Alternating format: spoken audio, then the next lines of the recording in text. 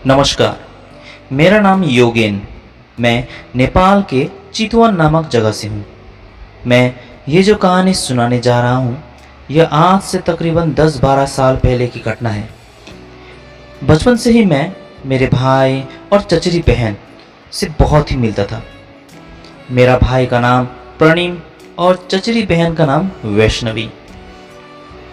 हम तीनों में सबसे बड़ा था और ये दोनों मुझसे 1-2 बरस छोटे। तब मेरी उम्र तकरीबन 18 या 19 साल की होगी।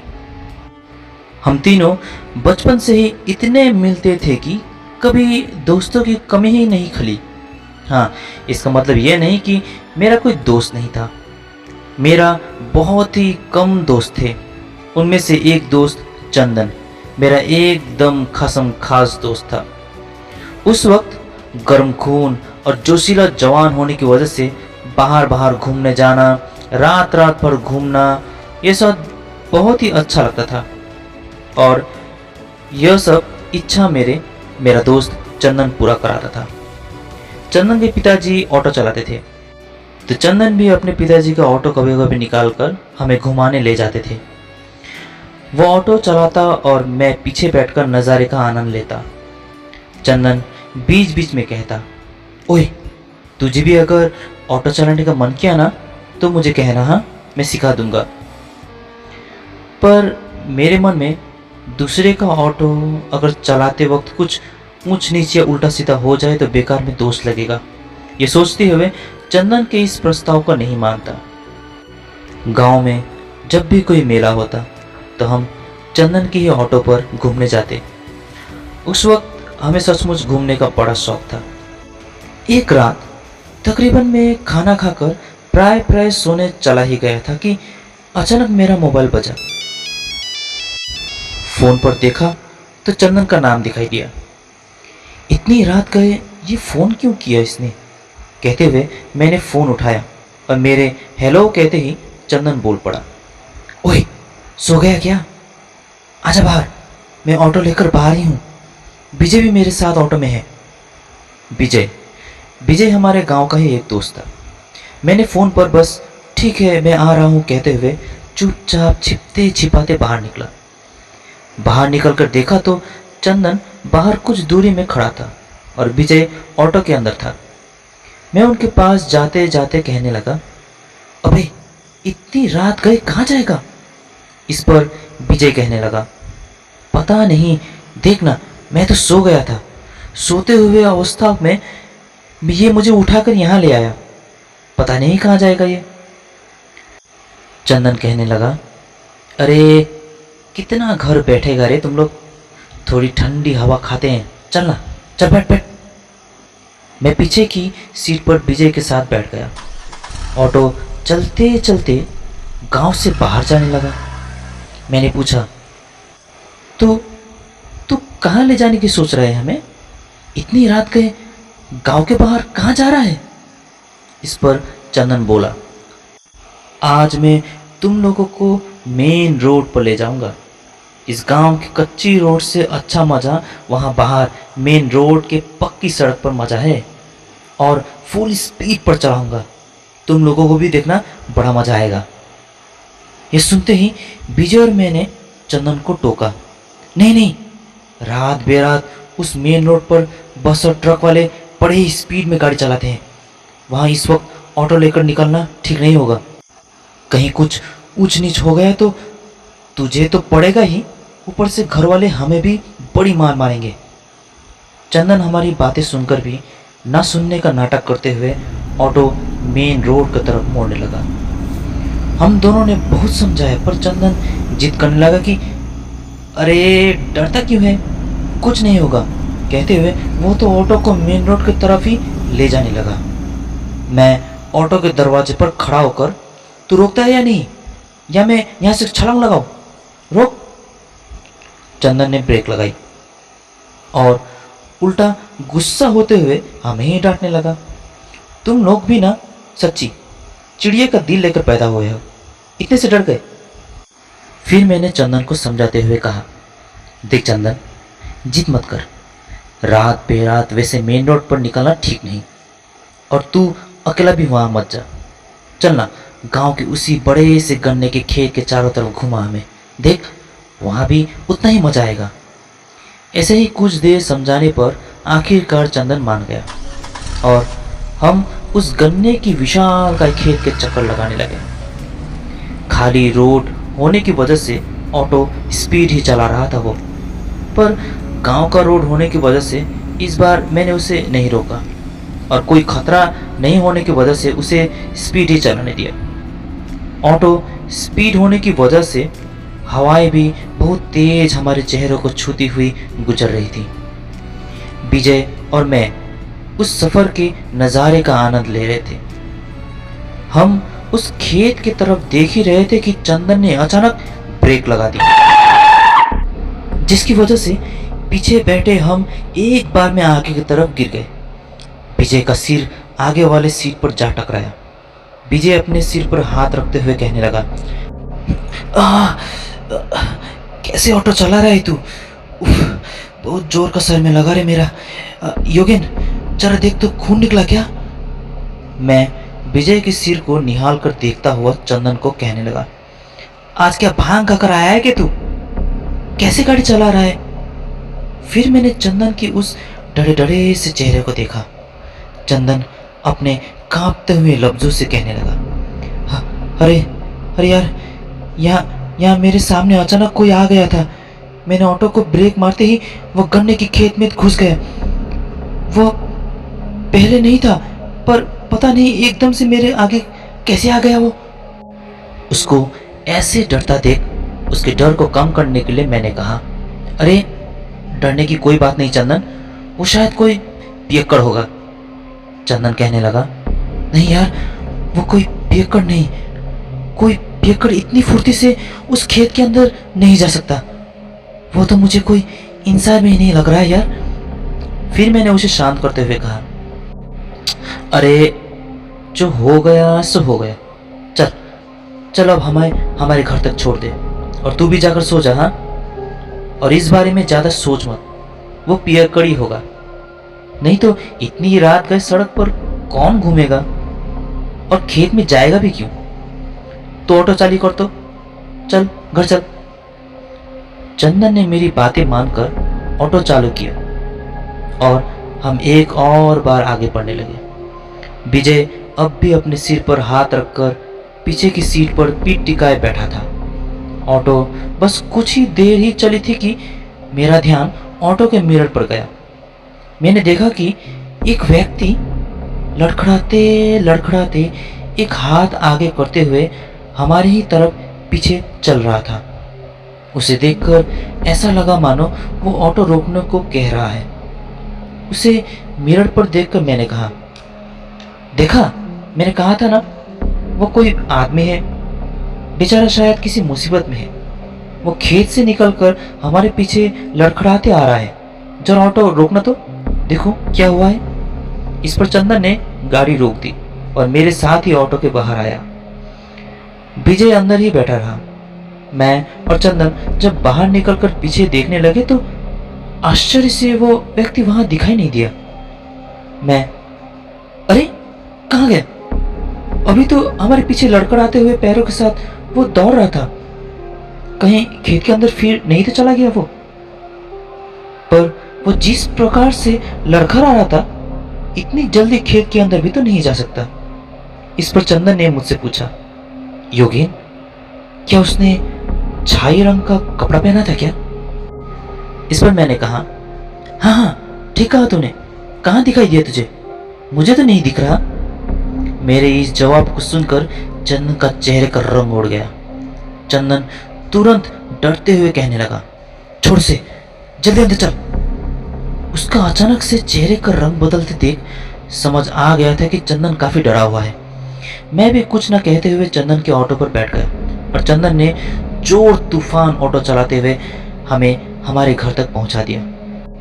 उसी रात के बाद से चंदन ने अपने पिताजी का ऑटो निकालना बंद कर दिया, जिसकी वजह से मेरा इधर उधर हवा खाते हुए घूमना भी बंद हो गया।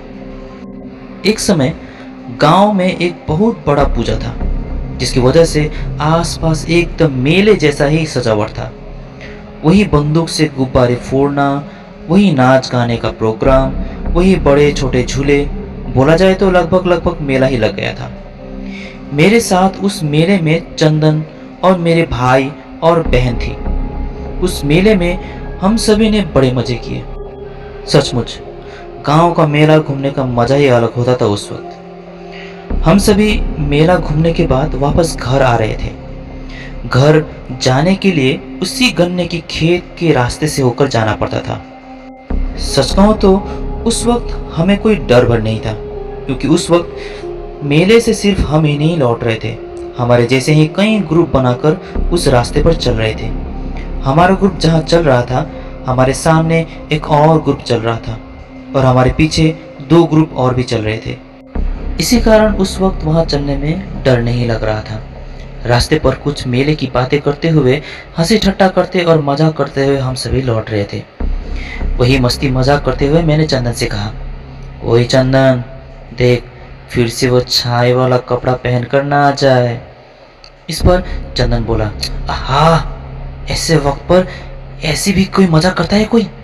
मैंने कई बार कहा है, उस रात की बातें लेकर मजाक मत किया कर। मैं भी चंदन को, अब चिड़िया का दिल लेकर कौन पैदा हुआ है? उस रात को तो बड़ा ढींगे मार रहा था, बड़ा बहादुर बन रहा था ना। मेन रोड पर जाऊंगा, बड़ा स्पीड ऑटो चलाऊंगा। और वैसे भी तू ही तो है मेरा एकमात्र डार्लिंग। तेरे साथ मजाक नहीं करूंगा तो किसके साथ करूंगा?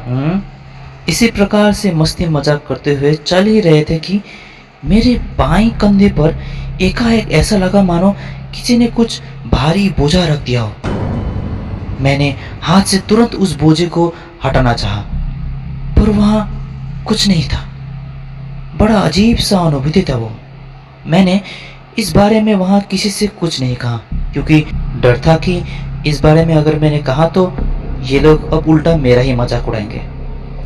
तभी मेरी नज़र मेरी चचेरी बहन वैष्णवी पर पड़ी। चुलबुली सी मेरी बहन तब बहुत चुपचाप सिर झुकाए चल रही थी। उसको मैंने कभी भी इतना शांत नहीं देखा था, इसलिए मैंने उससे कहा, ओए वैष्णवी, क्या हुआ? एकदम चुपचाप है तू। इस पर वैष्णवी मेरे प्रश्न का उत्तर ना देते हुए सरासर बस चलती रही। मैंने फिर से वैष्णवी को कहा, ओए वैष्णवी, क्या हुआ? मेले में किसी ने कुछ कहा क्या? फिर जब वैष्णवी के मुंह से जवाब न मिला तो मैंने अपने भाई प्रणिम से पूछा, प्रणिम, तूने कुछ कहा क्या इसे? इस पर प्रणिम कहने लगा, नहीं भैया, मैंने तो इसे कुछ नहीं कहा। और मैंने क्या, किसी ने भी इसे कुछ नहीं कहा, क्योंकि मैं सारे समय मेले पर इसी के साथ था। फिर मैंने, समय समय पर इस लड़की को समझना भी बड़ा मुश्किल लगता है, कहते हुए हम सभी घर की तरफ ही चलने लगे। चंदन अपने घर की तरफ मुड़ गया और कुछ ही देर में हम भी हमारे घर तक पहुंच गए। मैंने इन दोनों से कहा, तुम लोगों को भी शायद भूख लगी होगी, चलो किचन में माँ और चाची ने खाना रखा होगा, जल्दी से खाकर सो जाते हैं। ये कहते हुए हम 2 भाई किचन की तरफ बढ़ने लगे, पर वैष्णवी सरासर अपने कमरे की तरफ बढ़ने लगी। उसे देखते हुए मैंने कहा, देखो न इसका नाटक, भूखा सोना है तो सो जाए, मुझे क्या, कहते हुए किचन पर बर्तन खंगाने लगा मैं। वहाँ उस रात चिकन बना था और चिकन वैष्णवी को बहुत पसंद था। मैंने 2 थाली पर खाना परोसकर एक थाली भाई को दिया और दूसरी थाली लेकर वैष्णवी के कमरे पर मैं बढ़ने लगा। ऊपर की तरफ उस रूम में मैं जा ही रहा था कि वैष्णवी की फुसफुसाने वाली जैसी आवाजें सुनाई देने लगी। आखिर वो वहां किससे बातें कर रही थी इतनी रात गए? मैं जब वहां पहुंचा तो दरवाजा काफी हद तक खुला ही था। वो तो दीवार के तरफ मुंह करके कुछ गुनगुन बातें कर रही थी। इस अजीब सी हरकतें को देखकर मैंने कहा, ए वैष्णवी। मेरी एकाएक आवाज सुनकर वो डर गई और मुझे देखते ही वो सर झुकाए एकटक खड़ी हो गई। डर के मारे उसने उंगलियों को मोड़कर मुट्ठी बना ली थी। उसे ऐसा डरता देख, अरे तू डर क्यों गई? और तू वहां किससे बातें कर रही थी? अच्छा सुन, आज तेरा पसंदीदा खाना है, देख चिकन बनाए घर में? मैं यहाँ रख देता हूँ, खाकर सो जाना। हाँ, कहते हुए मैं दोबारा किचन में चला गया और भाई के साथ खाना खाकर कमरे में सोने चला गया। कल सुबह जब मेरी नींद टूटी तो वो सुबह कुछ खाली खाली सा लग रहा था, क्योंकि सदैव सुबह सुबह वैष्णवी की आवाज़ हमेशा घर पर चहकती रहती थी। पर उस सुबह पहली बार माहौल एकदम शांत था। मैं उठकर ब्रश करते करते किचन पर गया तो वहाँ माँ और चाची मिलकर सुबह का नाश्ता बना रही थी। तो मैंने चाची से पूछा, चाची आज वैष्णवी कहाँ गई? आज तो उसकी आवाज़ के बिना ही मैं उठ गया। चाची इस पर कहने लगी, वैष्णवी तो आज उठी ही नहीं है। जा तो बेटा उसे जल्दी उठा, नहीं तो स्कूल के लिए लेट हो जाएगी वो। मैं भी ठीक है कहते हुए वैष्णवी के कमरे में चला गया। वहाँ जाने पर मैंने देखा कि वैष्णवी दरवाज़ा बिना लॉक किए ही सो गई थी। मैंने मन ही मन कहा, देखो तो इस लड़की ने दरवाजा भी खुला ही रखा था रात भर। ऐसे कहते हुए मैं अंदर चला गया तो वैष्णवी को आवाज़ लगाई, ओए वैष्णवी, ओए क्या हुआ? आज उठने का विचार नहीं है क्या तुझे? उठ उठ, जल्दी उठ, स्कूल भी तो जाना है तुझे। मेरे इतने कहते ही उसके तिरमिराते आंखें खुले और उसी खटिया पर लेटी हुई आंखें हाथ से मूंदने लगी। मुझे उसके रूम में बहुत सड़ा सड़ा सा गंध आ रहा था। मैंने सिर घुमाया तो देखा कि टेबल पर कल रात का खाना वैसे ही पड़ा था। मैंने मन ही मन सोचा, देखो तो इस लड़की ने खाना भी नहीं खाया था। उफ, गंध कहाँ से आ रही है? शायद इसी खाने से गंध आ रहा होगा। मैंने उस खाना को ले जाकर घर के पीछे फेंक दिया, पर उस रूम से गंध अब भी नहीं जा रही थी। मैं वापस उस बर्तन को किचन पर ले गया तो चाची कहने लगी, क्या हुआ, उठी वो? आज क्या स्कूल नहीं जाएगी क्या वो? मैंने चाची के इस सवाल के जवाब में कहा, अवस्था देखकर तो नहीं लगता चाची वो आज समय पर तैयार हो पाएगी। वो तो सो ही रही थी, मैंने जाकर उठाया, तब जाकर आंखें मूंदते हुए वो उठ रही है। मेरे इतने कहते ही पीछे से आवाज आई, जरा हटिए भैया। वो आवाज सुनकर मैं पीछे मुड़ा तो वहां तो वैष्णवी एकदम स्कूल के लिए टिप टाप रेडी होकर वहां पहुंच चुकी थी। उसे देखकर मैं बड़ा हैरान सा रहा, इतनी जल्दी ये कैसे तैयार हो गई? कल रात से ही ये बड़ी अजीब सी हरकतें कर रही है। वह मेरे ही सामने नाश्ता खाकर भाई प्रणिम के साथ स्कूल चली गई। दिन भर उसके रूम से वही सड़ा सड़ा सा गंध मार रहा था। पिताजी ने वहां स्प्रे भी छिड़का, पर वो गंध जाने का नाम ही नहीं ले रहा था। दोपहर 3:30 या 4 बजे वो घर आ गई और आते ही दौड़ते हुए ऊपर अपने कमरे में ना जाकर छत पर चली गई। उसकी ये बदलती व्यवहार को देखकर मैं बड़ा हैरान था। डर भी लग रहा था कि वो कहीं ऊपर छत से कूद ना जाए। मैं भी जल्दी जल्दी ऊपर की तरफ उसे देखने चला गया तो देखा कि छत के कोने में वो किसी से बातें कर रही थी, पर वहां उसके साथ बातें करने वाला और कोई नहीं था। तभी मुझे एकाएक गुस्सा आने लगा।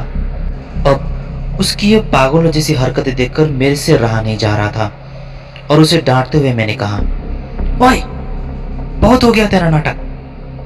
वहां हवा में किससे बातें कर रही है तू? कल रात से देख रहा हूं तेरी ये नाटक। हाँ, चल जा अपने कमरे में। वो मुझे ऐसा गुस्साया देख तुरंत दौड़ी दौड़ी अपने रूम में भाग गई। मेरी ये चिल्लाने वाली आवाज नीचे रसोई घर तक गई थी। जब मैं नीचे गया तो नीचे चाची और माँ के पूछने पर मैंने कहा, देखो ना वैष्णवी कल रात से अजीब अजीब हरकतें कर रही है, पागल हो गई है ये। माँ और चाची ने मिलकर मुझे समझाया तो मैं थोड़ा शांत हो गया। फिर मुझे भी ऐसा लगा मानो शायद मैंने उसे कुछ ज़्यादा ही डांट दिया हो। रात के समय जब सभी अपने अपने कमरे में मस्त सो रहे थे तो तकरीबन रात के 11 बजे एक जोरदार आवाज हुआ।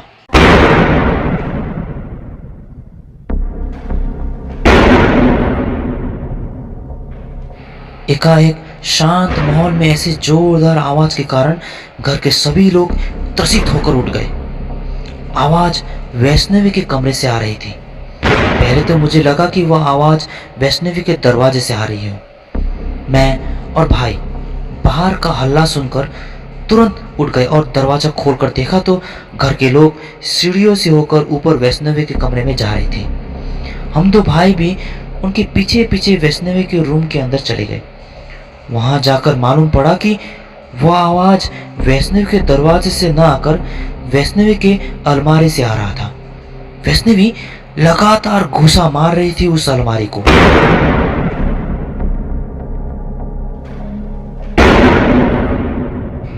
इतना जोर जोर से घूसा मार रही थी कि अगर हम होते तो एक ही बार में दर्द के कारण वहीं रुक जाते, पर वैष्णवी थी कि लगातार उस अलमारी को जोर जोर से घूसा मारी ही जा रही थी। उसे ऐसा करते देख पिताजी ने उसे पीछे से पकड़कर पीछे खींच लिया तो वो जोर जोर से रोने लगी। मेरी माँ ने कहा, इसे तो कुछ लग गया, शायद किसी अलौकिक शक्ति ने इसे जकड़ लिया है, शायद जल्दी से इसे गांव के उस झांकरी के पास ले जाना पड़ेगा। माँ की बातों को सुनकर हम सभी ने उस छटपटाते हुए वैष्णवी को जैसे तैसे उस झांकरी के पास ले गए। झांकरी के दरवाजे को हमने खटखटाया तो झांकरी ने आकर सबसे पहले वैष्णवी की आंखों को निहाला और वैष्णवी की कलाई पकड़ ली। कुछ देर नब्ज पकड़ने के बाद झांकरी ने हमें बाहर ही रहने को कहा। हम सभी सहपरिवार वहीं बाहर ही खड़े रहे। लगभग आधा घंटा हो चुका था हमें वहां बाहर। झांकरी जी अंदर भला क्या कर रहे हैं इतनी देर से, कहते हुए हम सभी अपना अपना सर को जरा तान तान कर देख रहे थे। तब मैंने देखा कि वह झांकरी जी झाड़ फूक करने के लिए सामान मिला रहे थे। कुछ देर में अंदर से एक आवाज आई, हाँ बच्चों, अंदर लेकर आओ उसे। वह आवाज सुनने के बाद हम वैष्णवी को लेकर अंदर चले गए। वहां झांकरी ने कुछ देर झाड़ फूक करने के बाद झांकरी ने कई बार पूछा कि तेरा नाम क्या है, बता। इस बच्चे के शरीर पर क्यों हावी है तू, नाम बता पहले। झांकरी के कई बार पूछने पर भी वैष्णवी ने नाम नहीं बताया। उल्टा अजीब अजीब सी आवाजें निकालने लगी। वह मंजर बहुत भयानक था। झांकरी जी के लाख पूछने पर भी जब उसने अपना नाम नहीं बताया तो झांकरी ने एक शीशे की खाली बोतल लेकर आकर उसके सामने रख दिया और कहा, अब मैं आखिरी बार पूछ रहा हूं तुझे, तेरा नाम बता दे, वरना मैं तू जो भी हो तुझे इस बोतल में डालकर समुद्र में फेंक दूंगा और तू वहीं बोतल में ही पड़ा रहेगा। इतना सुनते ही वैष्णवी के गले से एक आवाज निकली, मेरा नाम फुरबा है, फुरबा। वो आवाज सुनकर लग रहा था मानो किसी मर्द का गला हो। उसकी वह आवाज सुनकर किसी मर्द का आवाज लग रहा था और उसके कहे मुताबिक उसका नाम फुरबा था। वो एक शिक्षक था, किसान का बेटा था। उसके पिताजी ने खेत के लिए बहुत उधार ले रखा था, पर बारिश ना होने की वजह से उसके परिवार को बड़ा धक्का लगा था। उसके पिताजी तो मर गए थे, पर बेटे ने अपना पिताजी के उधार चुकाने को ठाना। पर एक शिक्षक के पास उतना आमदनी नहीं होती थी जिससे कि वो अपने पिताजी का उधार चुकाता। दिन रात लोग उनके घर के बाहर आते और अनाप शनाप कहते।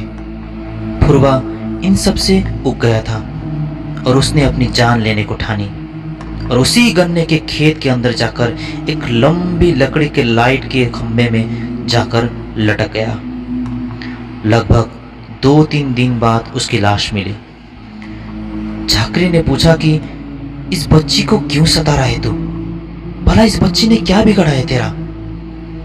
तब वैष्णवी के अंदर से आवाज निकली, लाल रंग, लाल रंग पसंद है मुझे, लाल रंग। उसकी इस बातों को सुनकर मुझे याद आया कि उस रात मेले के समय वैष्णवी ने सचमुच लाल रंग के ही कपड़े पहना हुआ था। झाकरी जी ने कहा कि ठीक है, मैं तुझे लाल रंग दे दूंगा, तू इस बच्ची को छोड़ दे और कहीं दूर चला जा। आइंदा से इस बच्ची तो क्या, किसी को भी अब से मत सताना, नहीं तो मुझसे बुरा कोई ना होगा। कुछ देर झाड़ फूक वैसे ही चलता रहा। झाड़ फूक की विधि खत्म होने के बाद झाकरी जी ने हमें एक पोटली में कुछ चावल दिए और कहा कि इस बच्चे के कमरे में जाकर थोड़ा थोड़ा छिड़क देना और सुबह शाम 7-7 दाने इस बच्चे को भगवान का नाम लेकर खिलाना। सब धीरे धीरे ठीक हो जाएगा।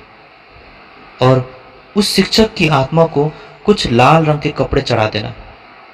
हमने झाकरी जी के मुताबिक लाल रंग का कपड़ा और कुछ खाने पीने की वस्तु एक पेड़ के नीचे रख दिए और उस शिक्षक की आत्मा को भी शांति मिले, ऐसे प्रार्थना करते हुए हम घर लौट गए। और धीरे धीरे वैष्णवी भी पहले की तरह चुलबुल हरकतें करने लगी। अब उसके कमरे में वो दुर्गंध भी आना बंद हो गया था। सच कहूँ तो मुझे उस शिक्षक के ऊपर भी दया आने लगी थी। सचमुच किसान की जिंदगी अब तक नहीं सुधरी है। दिन रात किसान मेहनत करते हैं, तब जाकर हमारे थाली पर अन्न दिखाई देता है। उधारी के बोझ में रोज कोई ना कोई किसान रोज आत्महत्या करते हैं।